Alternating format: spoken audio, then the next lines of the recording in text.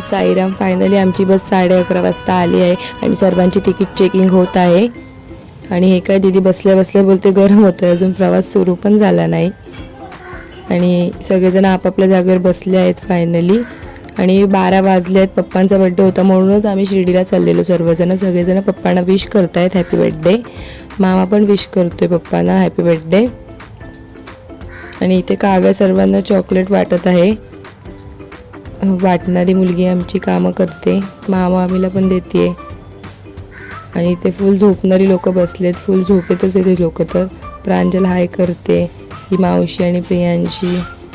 आणि इथे प्रियांशी माझ्या मांडीवर झोपली आहे. सगळे झोपलेत. प्रिन्स, दीदी, आम्ही जागे होतो. प्रिन्स तर झोपतच नव्हतं, नुसती बडबड करतो.